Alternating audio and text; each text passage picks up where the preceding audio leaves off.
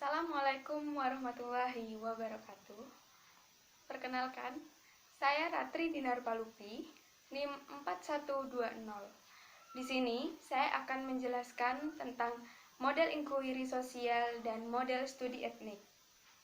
Model inkuiri sosial merupakan strategi pembelajaran dari kelompok sosial atau social family dan subkelompok konsep masyarakat atau yang disebut juga konsep of society. Subkelompok ini didasarkan pada tujuan pendidikan, yaitu mengembangkan potensi hidup dan mempertinggi kualitas hidup manusia. Oleh karenanya, peserta didik haruslah diberi pengalaman bagaimana cara memecahkan permasalahan dalam masyarakat. Menurut Amri dan Ahmadi tahun 2010, pembelajaran inquiry merupakan sebuah siklus yang meliputi pengamatan, pemahaman, berpikir kritis, observasi, mengajukan hipotesis, bertanya, mengumpulkan data, dan kemudian menyimpulkan. Dalam model inquiry sosial ini, guru berperan sebagai fasilitator, sehingga guru tidak memberi informasi pada siswa, namun lebih memfokuskan pada tujuan untuk mengembangkan pola pikir yang tinggi dan keterampilan untuk berpikir kritis. Seorang guru haruslah mampu memunculkan pertanyaan yang nantinya akan memunculkan sifat kritis pada diri siswa. Ada 3 karakteristik model pembelajaran inquiry sosial. Yang pertama, adanya masalah sosial dalam kelas yang dianggap penting yang dapat mendorong terjadinya diskusi kelas. Yang kedua, adanya rumusan hipotesis sebagai fokus dari inquiry. Yang ketiga, penggunaan fakta untuk menguji sebuah hipotesis. Dari karakteristik tersebut, dapat terlihat bahwa inquiry sosial tidak jauh berbeda dari model inquiry pada umumnya. Namun, yang membedakan yaitu pada masalah yang dikaji. Inquiry sosial lebih mengkaji pada masalah sosial yang ada dalam masyarakat. Dalam model inquiry sosial, tugas guru adalah membantu siswa untuk memperbaiki metode kerjanya dan pelaksanaannya. Sistem sosialnya adalah berstruktur, di mana seorang guru melihat fase yang dilalui oleh siswa, yang dapat mendukung ketersediaan dan keterbukaan sumber-sumber informasi. Model pembelajaran adalah salah satu faktor yang mempengaruhi proses belajar dan mengajar. Semakin tepat pemilihan model pembelajaran, maka proses pembelajaran akan semakin efektif. Selanjutnya, saya akan menjelaskan tentang model studi etnik. Karena adanya keberagaman suku bangsa, budaya, agama, ras, dan kemajemukan masyarakat Indonesia, maka perlu adanya metodologi pembelajaran yang mampu membangun semangat kebersamaan dan kerukunan dalam kehidupan berbangsa dan bernegara. Sehingga model pembelajaran yang cocok adalah model pembelajaran multietnik. Pembelajaran multietnik atau yang disebut juga dengan etnik plural merupakan sebuah strategi pembelajaran yang sadar akan adanya keberagaman budaya. Pembelajaran etnik plural ini merupakan sebuah model pembelajaran yang menekankan pada nilai-nilai yang menghargai keragaman budaya, hak asasi manusia, dan juga sikap kemanusiaan lainnya. Menurut Akanuddin tahun 2001, model pembelajaran multietnik ini merupakan model pembelajaran untuk menumbuh kembangkan pengetahuan tentang kelompok etnik dan diharapkan dapat menumbuh kembangkan sikap positif yang ada pada diri siswa. Struktur konsep model pembelajaran multietnik yaitu memandang pada yang pertama, suatu suku adalah alami yang mengalami proses perubahan dan pertumbuhan. Yang kedua, suatu suku diatur oleh sistem nilai dan kepercayaannya. Yang ketiga, dalam suatu suku terdapat keragaman internal. Dan yang keempat, yaitu terdapat kesamaan dan perbedaan antara suatu suku dengan suku yang lain. Aktivitas pembelajaran multietnik. Menurut Jerolimek, tahun 1986, aktivitas yang dapat dilakukan antara lain yaitu mempelajari nyanyian dan tarian dari suku-suku yang berbeda, membaca buku fiksi tentang keberagaman budaya, mengunjungi museum, pameran artefak, atau koleksi-koleksi yang dimiliki suatu bangsa dalam masyarakat.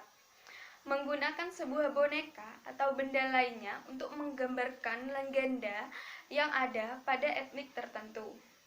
Dalam hal tersebut, masyarakat haruslah menyadari dan ikut berpartisipasi aktif untuk menerima dan menjaga kondisi etnik plural serta membuat program bersama sehingga kekuatan hubungan atau relationship power antar etnik semakin besar dan semakin erat.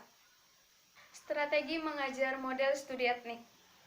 Yang pertama yaitu model pembelajaran kooperatif.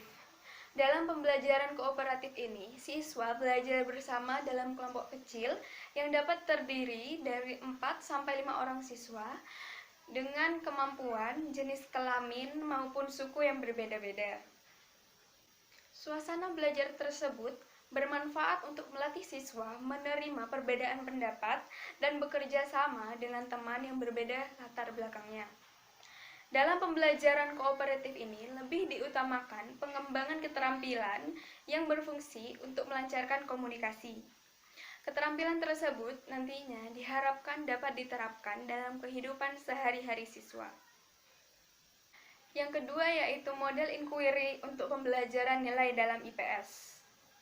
Dalam model ini, hendaknya menciptakan suasana kelas yang demokratis sehingga diharapkan siswa dapat memiliki sikap yang sesuai dengan nilai-nilai yang ada dalam masyarakat.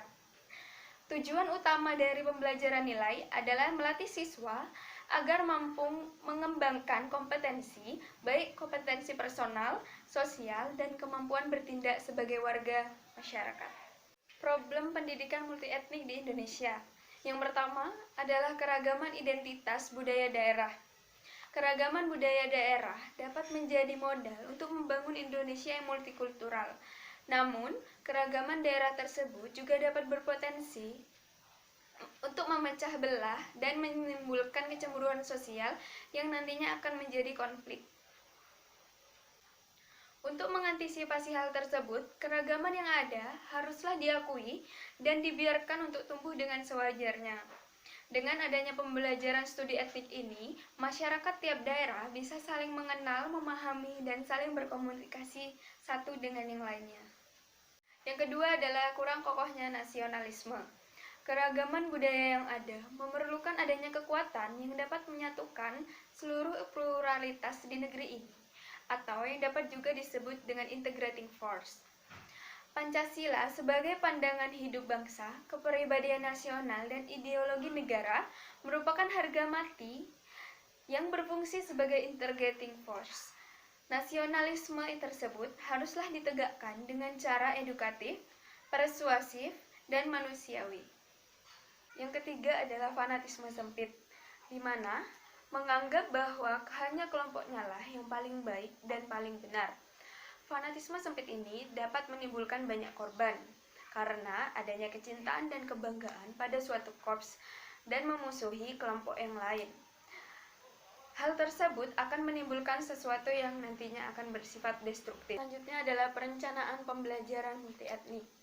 Proses pengembangan perencanaan dan pelaksanaan pendidikan multietnik haruslah meliputi 3 dimensi, yaitu yang pertama sebagai ide, sebagai langkah kerja operasional, dan sebagai proses, yang mana ketiga dimensi tersebut saling berkaitan antara satu dengan yang lainnya. Pengembangan pembelajaran sebagai ide dan langkah kerja operasional memerlukan sosialisasi agar terjadi kesinambungan pemikiran antara pengambil keputusan.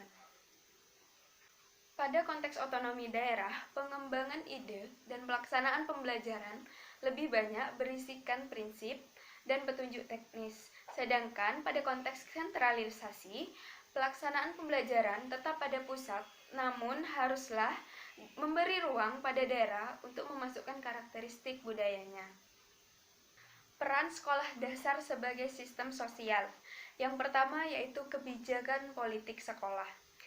Kebijakan tersebut sangat menentukan ke arah mana anak akan dikembangkan potensinya. Yang kedua yaitu budaya sekolah dan kurikulum tersembunyi. Hal tersebut menentukan kepribadian yang dikembangkan pada lingkungan sekolah. Yang ketiga adalah gaya belajar. Gaya belajar ikut mewarnai pelajaran yang berlangsung agar menciptakan kondisi belajar yang nyaman bagi peserta didik. Yang keempat adalah bahasa dan dialek sekolah. Berkaitan dengan bahasa dan dialek yang digunakan di mana sekolah itu berada. Misalnya, sekolah tersebut berada di daerah Madura, maka bahasa dan dialek yang digunakan pasti akan berbahasa Madura. Yang kelima yaitu partisipasi dan input masyarakat. Partisipasi masyarakat sekolah menentukan arah kebijakan dan iklim sekolah yang akan dikembangkan. Yang keenam yaitu program penyuluhan atau konseling. Program tersebut berperan dalam mengatasi kesulitan belajar siswa, baik mengalami keterlambatan dalam belajar maupun siswa yang memiliki bakat khusus. Sekian pemaparan materi dari saya. Kurang lebihnya mohon maaf. Wassalamualaikum warahmatullahi wabarakatuh.